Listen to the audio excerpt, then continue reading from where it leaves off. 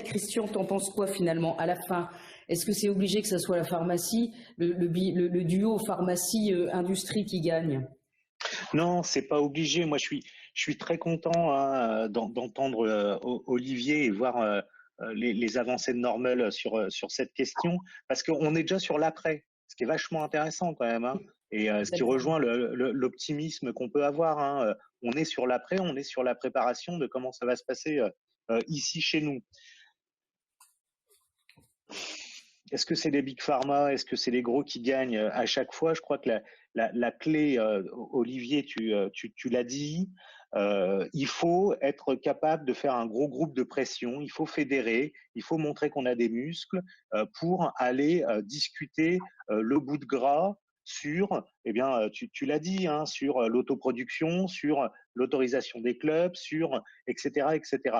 Parce que si vous n'êtes pas en mesure de montrer vos muscles et d'aller discuter le bout de gras quand ça va se négocier, eh bien, eux, c'est leur boulot, ils savent le faire, que ça soit l'alcool, le tabac ou la pharma, ils savent aller discuter avec des députés, ils savent aller discuter avec des hauts fonctionnaires, ils ont des choses à leur proposer et que ça se négocie comme ça. Et c'est pas moi qui le dis, encore une fois, c'est Lynn Boschen dans son ouvrage. Et l'exemple du Canada que tu nous relatais sur ces usagers qui te disent mais en fait c'est plus interdit qu'avant.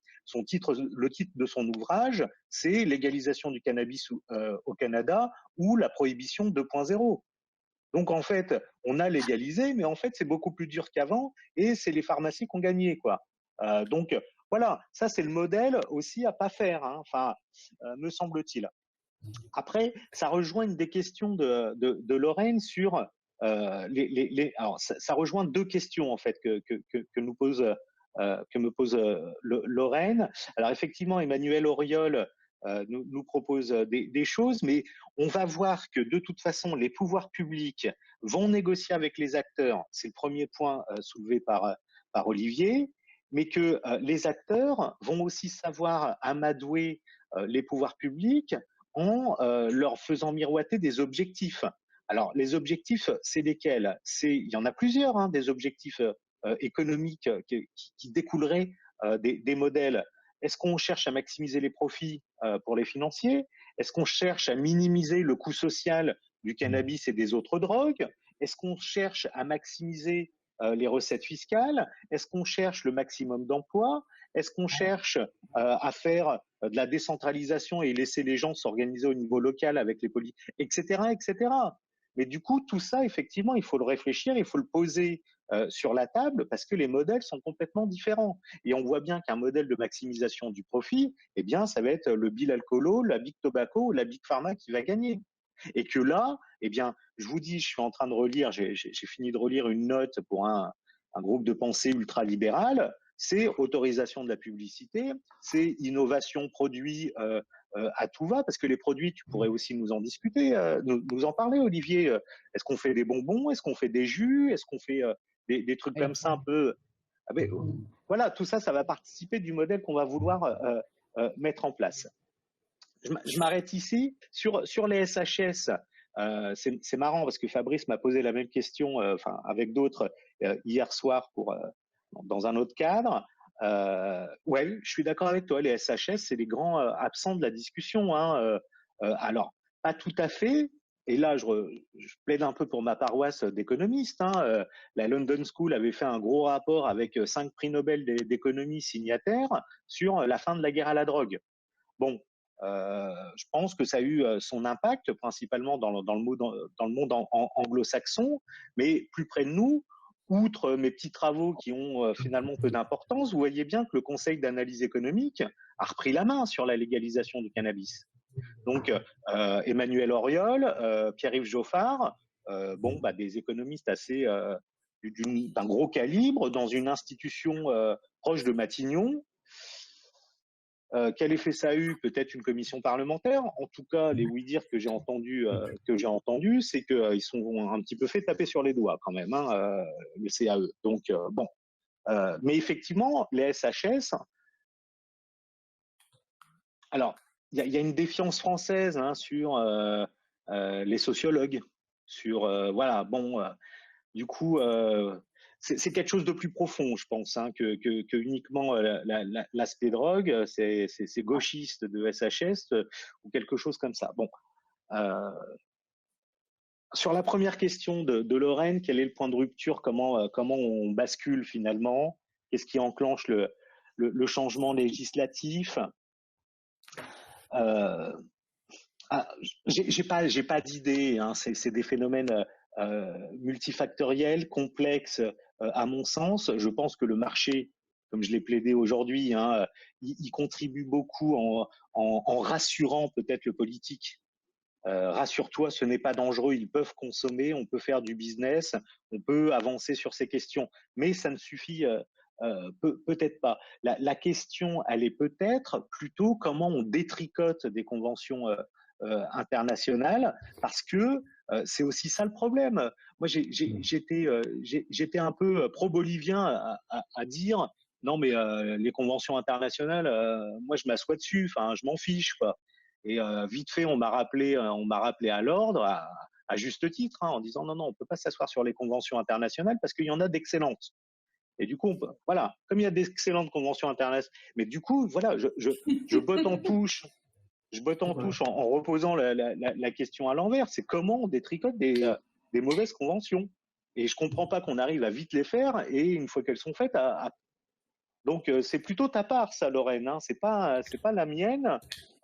Mais en tout cas, sur la question des élections au niveau local ou national, il y a des travaux de Sophie Massin en économie politique, hein, qui disent finalement que ceux qui ont intérêt à la réforme, alors elle cite par exemple les quartiers populaires qui seraient des zones de deal paupérisées par le trafic. Finalement, eh bien, c'est eux qui ont le plus intérêt à la réforme, mais c'est eux qui ont le moins de poids politique ou le moins de pouvoir électoral parce qu'ils n'ont pas le droit de vote finalement. Et du coup, ceux qui auraient intérêt à la réforme ne peuvent pas l'enclencher et les autres s'en fichent. Donc, c'est plutôt comment on convainc ceux qui s'en fichent que c'est des éléments importants et qu'il faudrait réformer. Voilà. Mais à part ça, ce point de rupture, j'en ai aucune idée. Mais on le voit bien aux États-Unis, il y a eu tout un marketing sur le cannabis thérapeutique, sur les externalités négatives causées par la guerre à la drogue. Et du coup, si tu mobilises comme ça, il me semble qu'on mobilise comme ça un électorat qui n'est pas concerné par la question, mais qui le devient. Et c'est à partir de là qu'on fait du 51%. Voilà.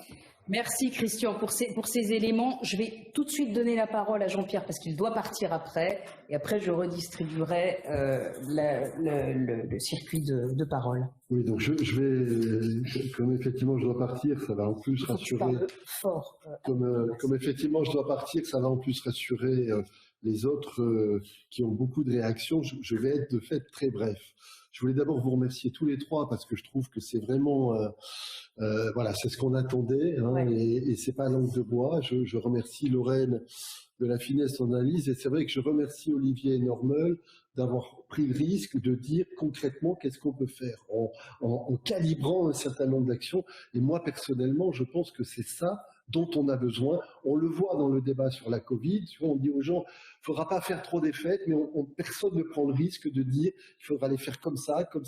Et voilà, cette culture pragmatique de la réduction des risques et d'un certain militantisme de nommer des objectifs, ça me paraît un point important. Je te remercie aussi, et je remercie Christian d'avoir joué le jeu, de dire que du coup, ça prend une dimension politique. Effectivement, je ne suis pas un adversaire du commerce, je ne suis pas un adversaire de Big Pharma, je ne suis pas un adversaire de l'industrie, mais je pense que sur cette marchandise-là, on a vu, par exemple, quand on a voulu que les libraires ne connaissent pas le même sort que les disquaires, on a pu prendre des mesures pour un peu plus protéger la petite librairie, même si ce n'est pas aussi simple que ça, que les disquaires qui ont eux tous disparu, y compris parce que la rénovation technologique a fini par avoir leur coût. Mais on pourrait réfléchir à se dire, nous ne voulons pas voir disparaître et nous ne voulons pas voir ce produit être aspiré par une certaine forme d'économie. Et c'est pour ça que je redis que ça nous amène, c'est pas le but cet après-midi, mais de mon point de vue, il est important de le dire, et je pense que Alain en tirera quelques fils aussi, ça nous amène à remonter le débat d'un étage sur une discussion politique, sur une discussion de modèle politique, sur la discussion de l'économie sociale et solidaire, sur un certain nombre de choses comme ça. Les mots ont été évoqués, mais enfin quand même, puisqu'on a blagué ce matin sur les anciens présidents qui, une fois qu'ils sont plus présidents, sont pour des politiques modernes. On avait un président qui avait réussi à se faire élire en disant qu'il allait essayer de contrôler la puissance de la toute-puissance de la finance. Bon, l'expression était certainement malheureuse, la déclaration de guerre était un peu préemptueuse. En fait, là-dessus, si on laisse un certain nombre de produits sur des enjeux purement financiers, il y aura des conséquences qui seront positives pour la finance, mais qui seront négatives pour d'autres enjeux. Je vous renvoie la citation au début d'après-midi de Nadelman, je vous renvoie la citation d'un certain nombre de collègues, et je vous renvoie, encore une fois, je m'amusais, c'est mon côté, comme ça on pourra être rassuré et me traiter vraiment de vieux gauchiste, sur mon petit livre rouge, le nouveau petit livre rouge que je vous conseille de lire. Alors, c'est un pamphlet, donc c'est tranquille un pamphlet, on peut y aller tranquille, j'aime bien le dire, et faites-moi crédit, je ne me couche pas tous les soirs en le relisant. Mais l'intérêt d'un pamphlet, c'est que ça pousse à bout des choses qu'on n'ose pas complètement réfléchir. Et ça pousse à bout le fait que la principale dérégulation, c'est la dérégulation des marchés. Beaucoup de produits sont pris dans un système de dérégulation. Alors ça se voit moins parce que leurs conséquences sont moins moralement anticipées que les drogues. Mais voilà, je voulais vous remercier et je voulais particulièrement, encore une fois, dire que quand on a essayé de faire ces 50 ans, on ne voulait pas être bêtement dans la célébration classique de la mauvaise loi, on voulait être vraiment dans des perspectives, et je regrette de partir parce que les perspectives, on commence là à les tirer. Quand on vous entend, on commence là à les tirer, donc j'en profite pour faire de la pub, c'est enregistré, et donc ce que je n'entendrai pas là, je pourrai l'entendre après, puisqu'on pourra écouter la fin de cette intervention. Je laisse la parole à Alain. Alain, ça va ? Oui. Oui, moi aussi je suis ravi de cet échange. Alain, excuse-moi, il faut que je parle. Le président nous demande de parler fort. Le nôtre, pas le nôtre. Nous demande de parler fort. Jean-Luc. Je sais pas. Il faut que je bouge en plus. Bon, oui, j'étais vraiment. Merci aux trois intervenants, merci à Christian Benglagdar d'avoir cité le projet associatif d'Opélia. Je vais d'ailleurs lui rendre pareil tout de suite. Non, c'est très intéressant. Et je finirai sur notre projet de cannabis social coop tout à l'heure. Oui, par rapport à l'intervention de Christian, je t'ai entendu l'autre jour, lundi, parler à propos des alternatives des politiques des drogues et du développement, et tu nous as fait une présentation fort intéressante sur, en particulier, les chaînes de trafic d'un côté et de commerce de l'autre, c'est-à-dire trafic pour des drogues illicites et commerce pour des drogues licites, depuis la production, depuis les agriculteurs jusqu'aux usagers, en passant par toute une série d'intermédiaires dans le commerce et dans la vente.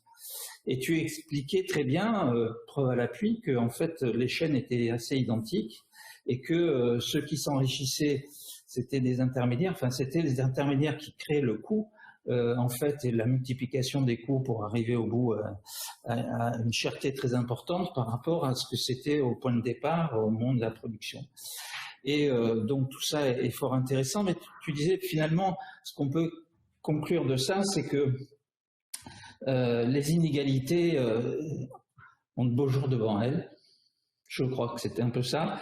Les inégalités sont encore de ce monde pour longtemps, et que finalement, qu'on légalise ou qu'on légalise pas, en tout cas je l'ai entendu comme ça, les résultats seraient le même, et que donc il y aurait toujours des pauvres et toujours des riches, etc. Moi j'ai ressenti un peu ton intervention de tout à l'heure, un peu sous ce registre-là, beaucoup moins optimiste que certains l'ont entendu, alors chacun entend comme il veut, mais tu nous parles de la régulation des drogues à partir d'une situation qui ne changerait pas sur le plan du modèle économique général.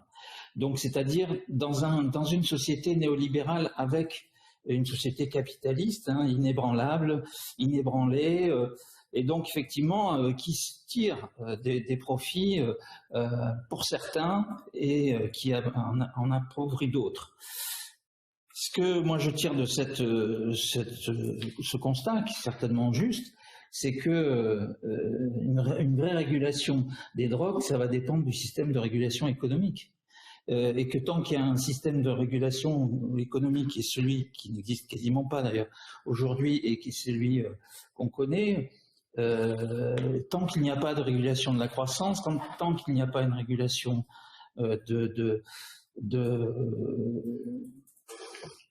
des profits, je pense que effectivement on peut s'attendre à ce que tu as décrit très très bien. D'où, je pense, le fait que je rejoins complètement Olivier sur sa description, sa volonté.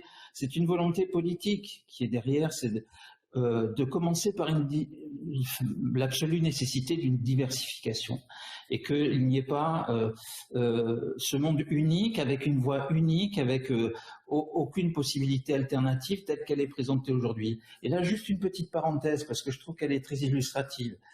Pour moi, il y a un phénomène ces 20 dernières années extraordinaire dans le champ des drogues, qui n'est très peu cité, mais qui est pourtant extrêmement illustratif, c'est celui de l'épidémie des opioïdes en Amérique du Nord, mais en particulier aux États-Unis. Là, c'est un modèle alors tout à fait typique d'une dérégulation totale liée au marché tel qu'il est. Là, c'est Big Pharma, mais enfin, c'est pas que Big Pharma, puisque le trafic d'héroïne est juste à côté et est utilisé par les gens qui n'ont plus la possibilité de se fournir en médicaments opioïdes. C'est typiquement, voilà ce que... Or, il y a une régulation, effectivement. Le marché organise une régulation dans cette épidémie-là, de ce système-là aux États-Unis. C'est une régulation par le fric, par les procédures juridiques, comme ça s'est passé d'ailleurs pour le tabac. C'est-à-dire que les gens sont amenés à embaucher beaucoup d'avocats pour obtenir des dédommagements maximum. Alors ça prend beaucoup de temps, donc c'est de toute façon avec beaucoup de retard que ça arrive, mais c'est cette régulation-là que le marché aujourd'hui néolibéral, plus que le néolibéral, l'ultralibéral, autorise et permet, voilà. C'est exactement ce qu'on ne veut pas. Non seulement parce qu'on peut avoir un rêve d'une autre société différente, enfin bien que ce soit plus seulement un rêve, ça devient une nécessité avec la percussion dans laquelle qui s'approche de la crise écologique majeure dans laquelle on est. Donc ces changements s'imposent, mais enfin d'un point de vue de plus en plus partagé.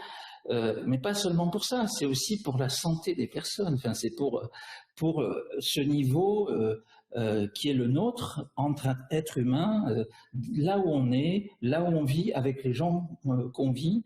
C'est au nom de cette réalité-là, de ce vivant-là, de cette humanité-là, qu'il nous faut modifier complètement ce système-là.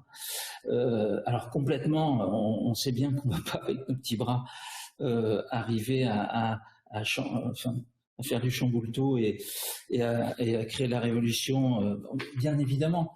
Mais c'est pour ça que je pense que les propos d'Olivier sont extrêmement importants et je me sens en plein accord avec ce projet qu'on a donc de cannabis social COP parce que pour des raisons je ne vais pas le développer parce que je ne veux pas être trop long, mais parce qu'on ne veut pas... Enfin, on se retrouve dans une situation un petit peu particulière. C'est une association gestionnaire d'établissements médico-sociaux, Opélia. Ce n'est pas à l'association, c'est pas son rôle que de créer Cannabis Social Club. En revanche, nous avons créé une coopérative, c'est-à-dire un espace où se retrouvent des gens, qu'ils soient usagers, pas usagers, professionnels, pas professionnels, des gens qui ont envie de travailler sur différentes questions. Cette coopérative aujourd'hui, qui s'appelle Coppelia, elle travaille d'une part sur la pérédance et sur une plateforme de soutien et d'aide à la professionnalisation de certaines personnes qui veulent devenir père aidant, au travers père. Et puis donc l'autre branche qu'on vient de mettre en œuvre, de lancer, qui est sur ce projet de Cannabis Social Coop.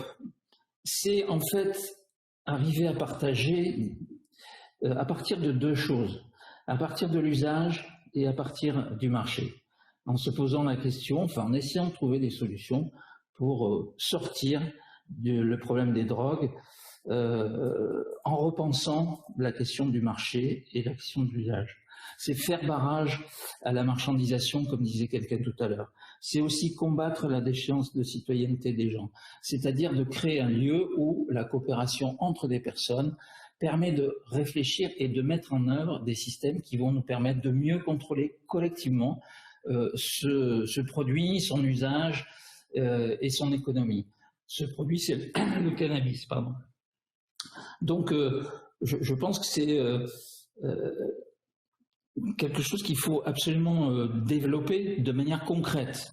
La France a eu, en France, Olivier n'en a pas parlé tout à l'heure, mais il y a eu quelques expériences malheureuses de Cannabis Social Club qui ont fait que c'est quelque chose qui s'est arrêté d'un coup assez net.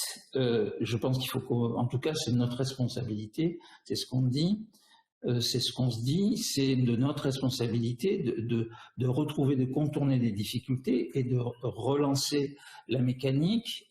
Et il s'avère que la dernière fois qu'on s'est retrouvés, il n'y a pas très longtemps, il y avait à la fois des producteurs de CBD, des usagers de cannabis, des personnes qui sont intéressées par le cannabis thérapeutique, d'autres personnes par les questions pour des professionnels, de quels conseils donner aux usagers par rapport au CBD, etc., etc. Donc il y a toute une série de questions très actuelles sur lesquelles on peut déjà créer une culture de la réduction des risques du cannabis et qui fasse lien entre tout ça et qui nous permette aussi de mieux maîtriser les choses. Sachant bien évidemment, c'est pour ça qu'on s'appelle aussi COP, qu'on ne peut pas à l'heure actuelle, en tout cas c'est une position qu'on a prise, on ne peut pas à l'heure actuelle aller du côté de la production et de l'usage reconnu, enfin organisé et légalisé entre nous du cannabis dit récréatif, c'est-à-dire THC. Mais avant d'en arriver là, il n'empêche qu'il y a beaucoup de choses à faire, à la fois sur l'aide à la réduction des risques des personnes qui consomment du cannabis récréatif, THC, et puis se préparer à l'arrivée du cannabis thérapeutique, médicalisé, et puis la question du CBD qui est très à la mode, mais qui pose plein de questions très pratiques dans les équipes. Toutes les équipes, pas seulement Opélia, sont très concentrées aujourd'hui, sont très animées autour de qu'est-ce qu'on peut en tirer de cette expérience de CBD, qu'est-ce qu'en vivent les gens, comment on peut aider au conseil. Pour moi, c'est assez d'ailleurs similaire à ce qu'on a fait et ce qu'on fait encore aujourd'hui avec le vapotage. C'est-à-dire, c'est pas un médicament, mais c'est un instrument qui vient de la société, hein, parce que c'est pas nous c'est pas les professionnels qui l'ont inventé, ce CBD, qui est utilisé. Comment est-ce qu'on peut arriver à capitaliser les expériences et les connaissances autour de ça pour soutenir ces démarches-là.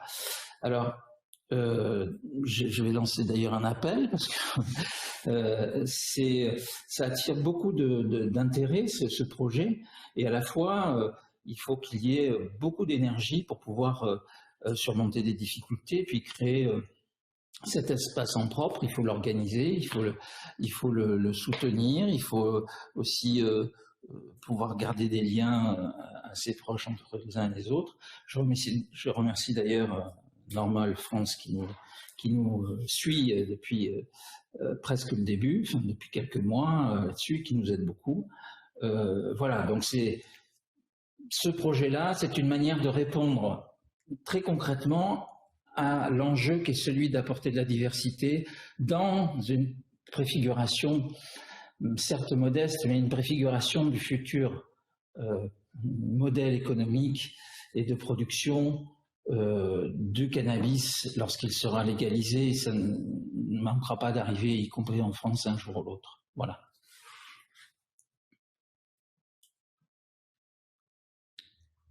Je vous laisse réagir. Christian, j'avais l'impression que tu voulais... Oui, mais merci Alain. Je suis optimiste et pessimiste, effectivement, voire je baigne trop dedans depuis trop longtemps. Non pas dans les drogues, mais dans l'économie finalement. Enfin, j'ai toujours l'impression que c'est un mauvais film et que c'est le méchant qui gagne à la fin. Donc non, j'ai rien. Effectivement, et Olivier a raison. La question de la marchandisation, de la résistance à ce capitalisme, à cette finance qui va pas manquer de louper cette opportunité, il est important. Déjà chez vous, enfin à la Fédé au Havre, j'avais conclu mon intervention par l'urgence. Par l'urgence parce que, enfin, bon, certains reviennent en arrière, hein, certains reviennent en arrière en se disant, de toute façon, c'est trop tard maintenant, quoi. On a déjà perdu. Alors moi, quand je vous entends là, ça y est, je reprends un peu de force en me disant, oui, vous travaillez, même dans un sous-sol où ça fait un peu résistance comme ça. On est en train d'organiser. Oui, absolument. Mais c'est pour ça, je préfère repartir sur. Parce que c'est pas que la tristesse commence à m'envahir, mais je vois jamais comment on gagne contre la grande machine, quoi. Du coup, vous me redonnez un peu d'énergie et un peu d'espoir parce que Olivier fait des choses, parce que vous à Opélia vous faites des choses, parce que il y a encore et c'est tout à votre honneur, hein, ce désir et cette envie de résister, quoi. Finalement, c'est pour ça que j'en plaisante avec le sous-sol, mais je crois que c'est possible, non seulement en faisant les choses que vous faites, mais aussi grâce à vos actions politiques, hein, et de plaidoyer comme le fait Lorraine.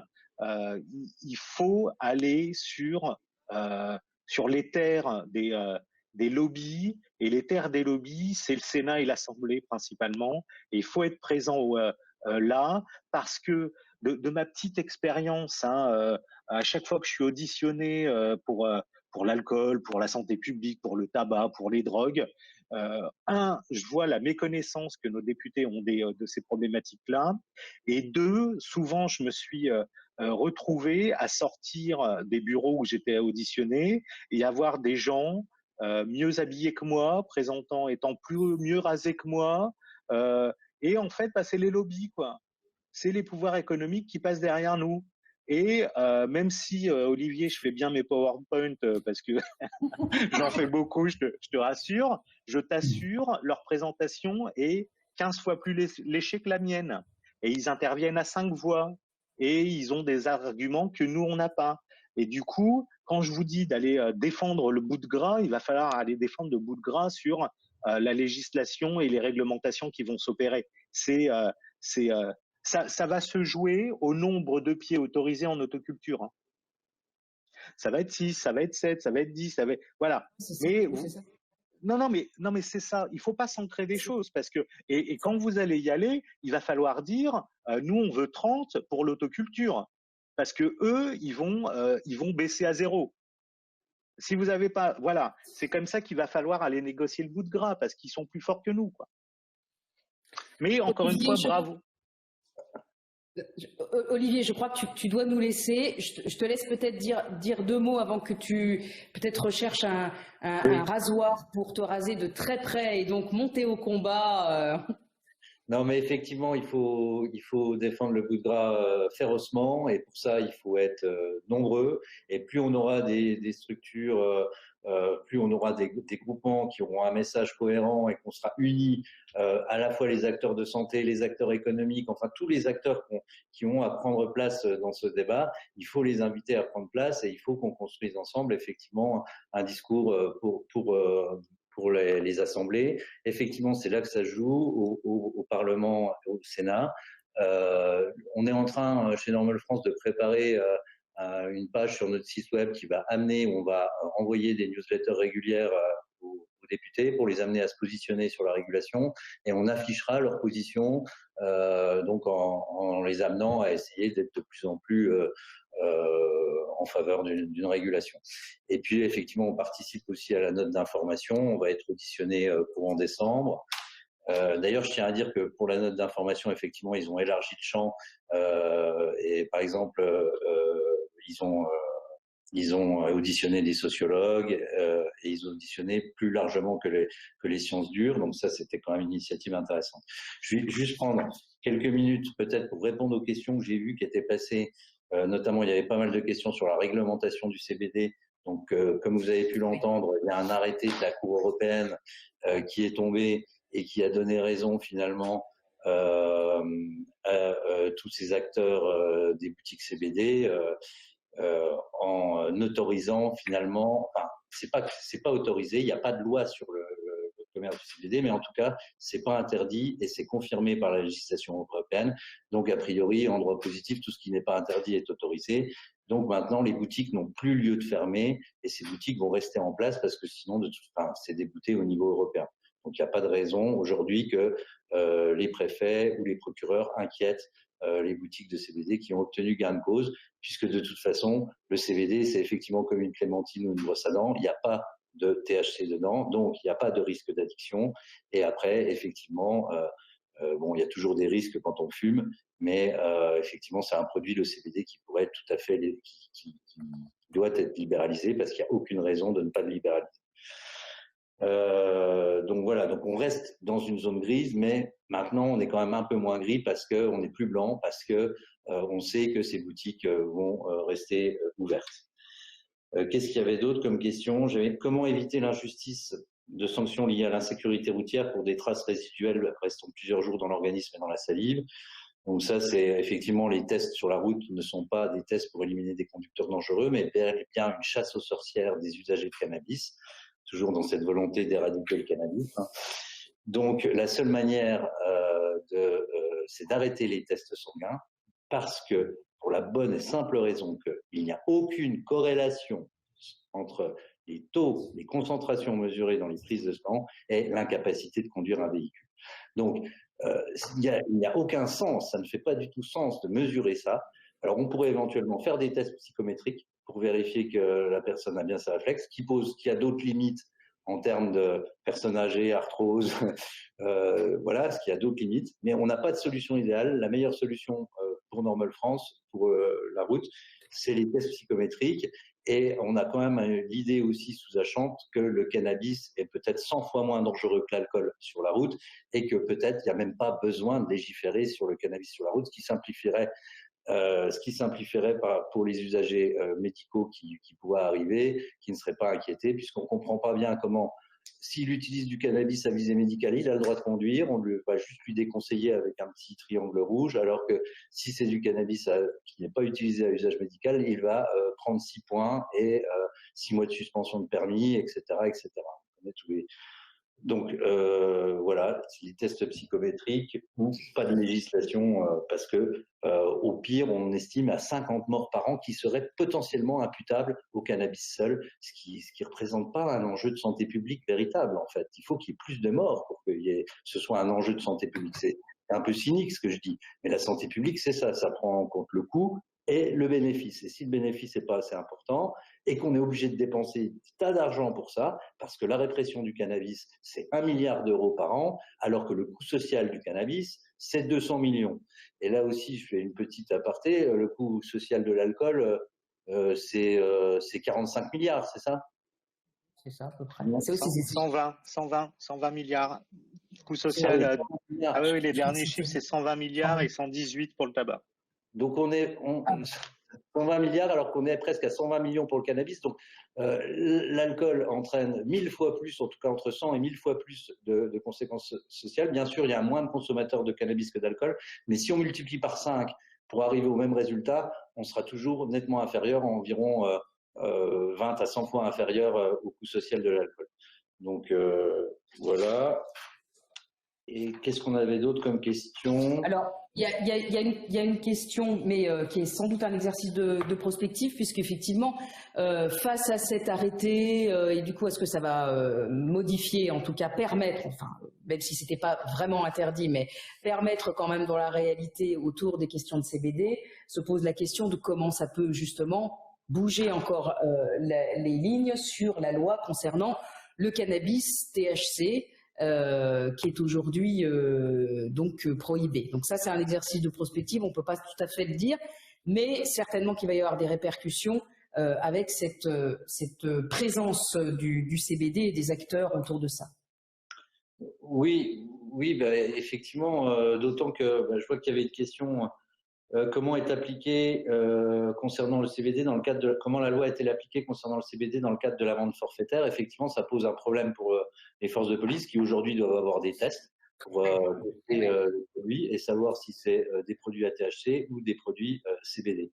Et qu'effectivement, il n'y a pas aucune raison de donner une amende forfaitaire à quelqu'un qui consommerait du CBD. Donc, bon, nous, on invite les gens à garder l'étiquette caisse, à garder les emballages d'origine. Bon, bien sûr, il y a des petits filous qui remplacent le contenu de l'emballage d'origine, mais bon, donc voilà. Le CBD, c'est sûr qu'aujourd'hui, des fleurs CBD dans le commerce, c'est du cannabis dans le commerce. Quand on regarde une fleur de CBD, on ne sait pas s'il y a du THC ou du CBD dedans. Bien sûr. Donc, du coup, c'est clair que ça participe à la normalisation du cannabis de manière générale. Alors, ce qui participe à la normalisation, il y a le CBD et puis aussi l'expérimentation médicale. Alors, je tiendrai juste à mettre un petit bémol sur l'expérimentation médicale, c'est que j'ai peur. J'ai peur que ça fasse comme en 2001, quand Bernard Kouchner a annoncé l'autorisation des cannabinoïdes et qu'on a obtenu juste le Marinol avec 300 patients traités en 20 ans, 350 patients. Donc j'ai peur qu'ils cherchent encore à étouffer la chose parce que 3000 patients, c'est vraiment peanuts. Ça va représenter dans chaque service des 30 ou 40 ou 50 centres hospitaliers qui vont être recrutés. Ça va représenter 10 personnes par service. Et ça ne va pas pouvoir permettre de faire remonter suffisamment de chiffres. Mais en tout cas, dans la tête des gens, si vous interrogez votre coiffeuse, vous lui demandez ce qu'elle pense du cannabis, elle va vous dire « Ah, c'est de la drogue », mais d'un autre côté, ça soigne les gens. Donc en termes de perception, c'est sûr que c'est une avancée. Le fait qu'on trouve des articles sur le cannabis médical dans Femmes Actuelles ou autres, dans la presse grand public, c'est sûr que ça permet de faire avancer les perceptions.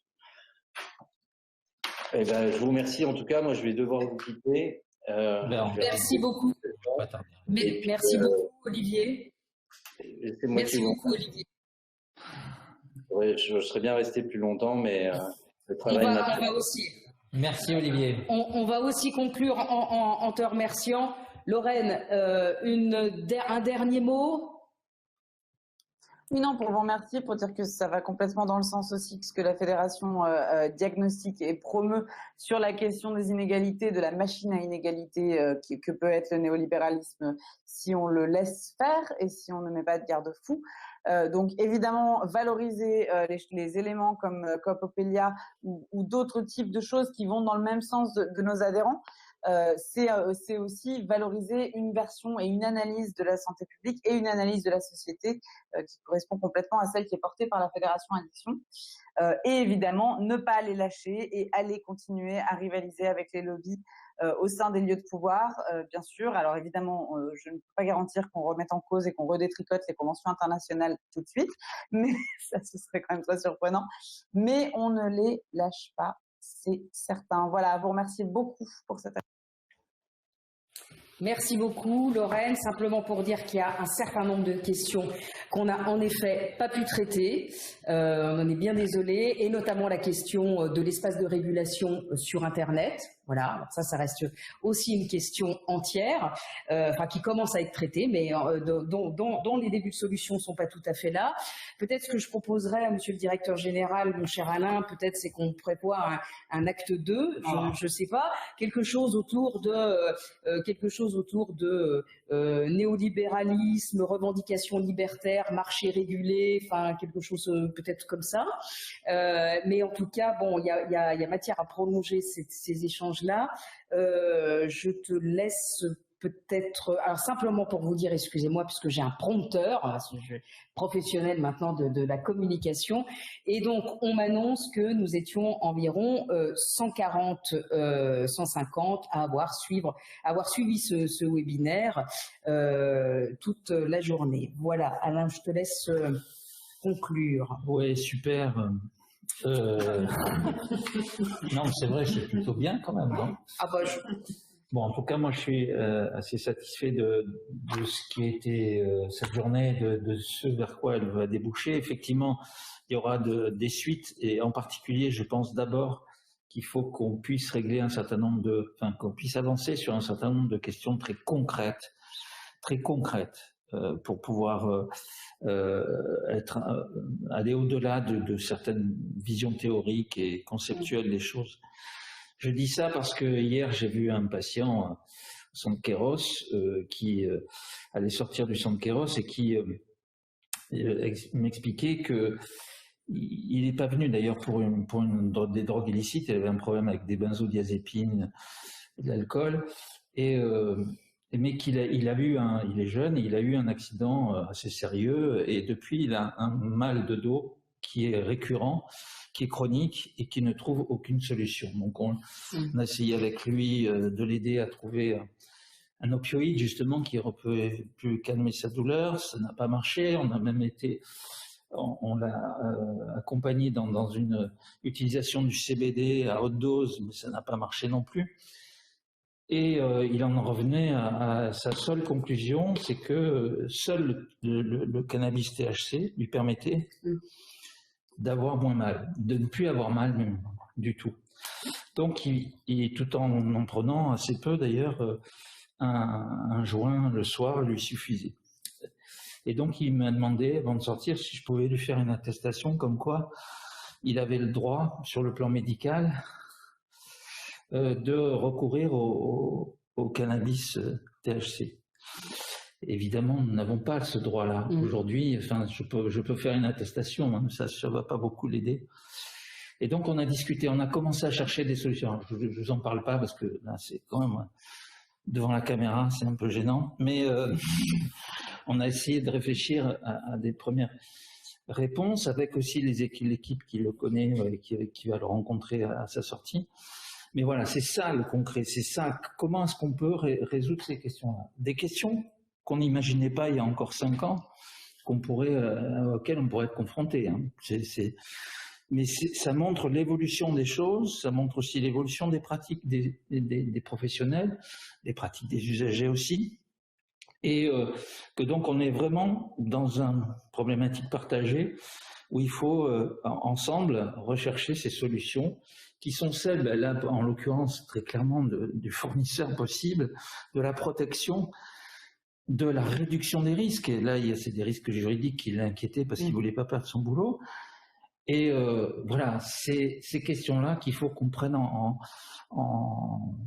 bras-le-corps, ensemble. C'est l'objectif d'ailleurs de Coopelia, de ce Cannabis Social Coop dont j'ai parlé tout à l'heure.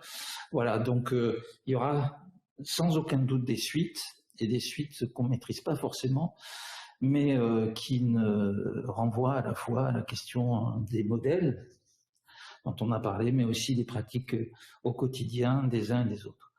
Donc merci infiniment, parce que je pense que ça nous permet d'avancer. Et puis à une prochaine fois, donc, parce je pense qu'on va y prendre goût à ces webinaires. Merci bien, merci Christian, merci Lorraine, et merci à tous les participants qui sont restés là. Au revoir.